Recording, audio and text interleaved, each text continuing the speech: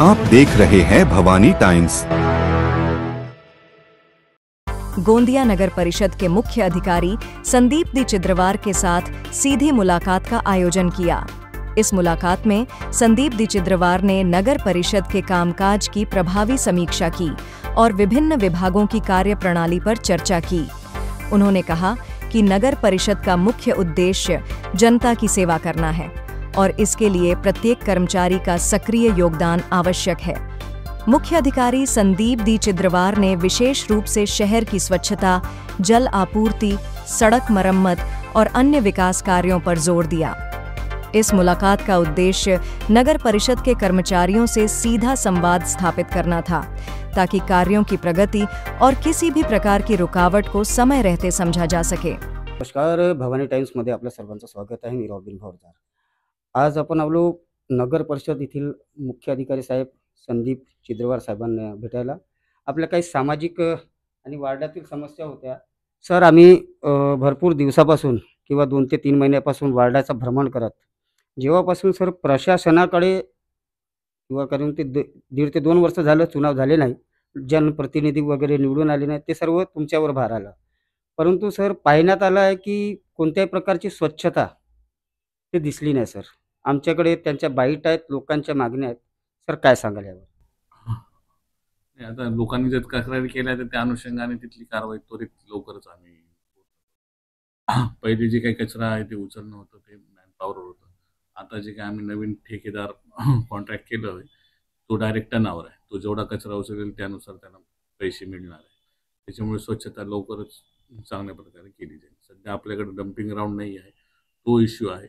कचरा टाकायचा कुठं हा प्रश्न असल्यामुळेच स्वच्छतेच्या बाबतीमध्ये समस्या आहे। लवकरच त्या अनुषंगाने जागेची मागणी केलेली आहे।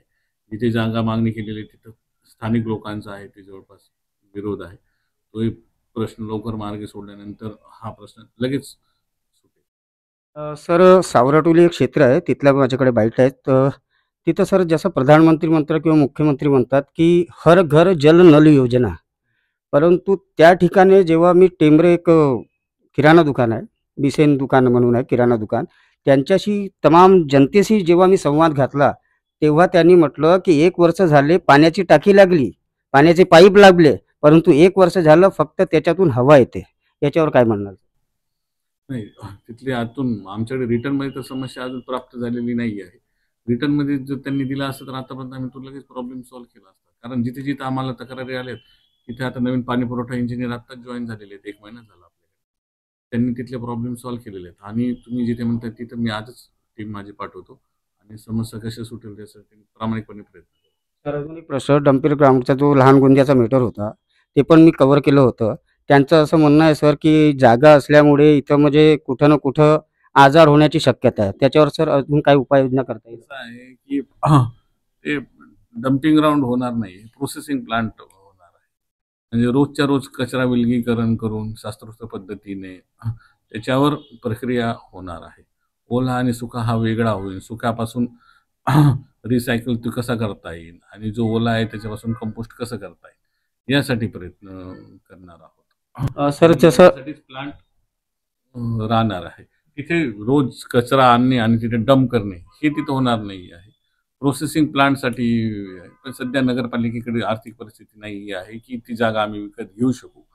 आता बघूया की जर पैसे जर लँडसाठी जमा झाले तर आता तर मला तरी असं नाही वाटत की मी 4-6 महिने काही लँड विकत घेऊ शकतो। नंतर इन भविष्यात जर माझ्याकडे जर पैसे जमा झाले त्या अनुषंगाने मी पाहिल किंवा मला जर एखादं दुसरं ऑप्शन चांगलं जर काही भेटलं, कुठे जागा स्वस्त आहे तर ते ऑप्शन आम्ही हुडकत आहोत। म्हणजे सर माझं म्हणायचं तात्पर्य हे आहे की आपला जिल्हा गोंदिया आहे, गोंदिया जिल्हा, परंतु जर का तुम्ही संगमनेर म्हणून एक तालुका आहे, एक मी तिथं होतो, संगमनेर तालुका हा बाळासाहेब थोरात यांचा विधानसभा आहे। तो छोटासा तालुका आहे, त्याच्यामध्ये रिसायकल असं डम्पिंग यार्ड आहे की त्या कचऱ्यापासून खाद बनवला जातो। तो म्हणजे जिल्हा एवढ्या वर्षापासून आपला झाला आहे तरी पण ही संकल्पना आतापर्यंत नाही आली, तर अजून किती वेळ लागू शकतो? नाही, तेच आता नगरपालिकेची आर्थिक परिस्थिती नाही। छोट्या गोंद्यातले जरी उद्या जरी मला जागा भेटली तरी पण तिला प्लांट तयार करायला 1 वर्ष लागेल। पण आज कंडिशन अशी आहे की मी ती जागा विकतही नाही घेऊ शकत आहे।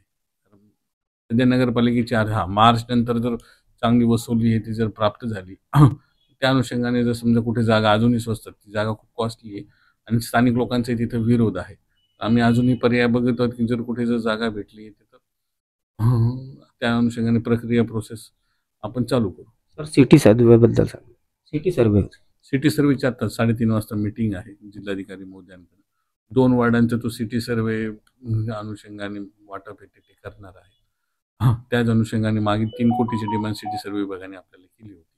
2015 मध्येच 1 कोटी रुपये नगरपालिकेने भरले.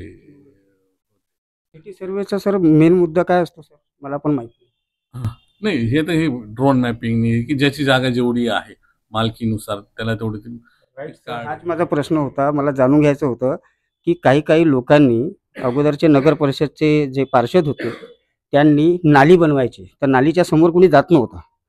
आता लोकांनी नालीच्या वर घर बनवलेले आहेत आणि कुठे ना कुठं साफ करण्यावाल्यांचं तिथं म्हणजे तो झाडू जातच नाही आहे आणि तो पाणी पास होत नाही. त्याच्यामुळे डास, हिवताप ह्यासारखे रोगांना लहान छोटे मुलं बळी पडतात.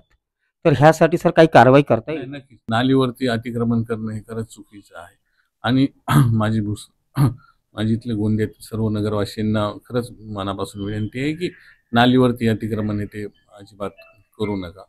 असं केल्याने नाली स्वच्छता हे होणार नाही, तुमचं पाणी येते चोखप होईल. आणि जर आमच्याकडे अशा बाबतीमध्ये तक्रार आली तर आम्ही किती मोठी घर असो आम्ही पाडण्यासाठी मागे पुढे अजिबात बघणार नाही. धन्यवाद सर, भवानी टाइम्सला वेळ दिल्याबद्दल. मी रॉबिन भवरजार, कॅमेरामॅन आकाशसोबत, भवानी टाइम्स गोंदिया.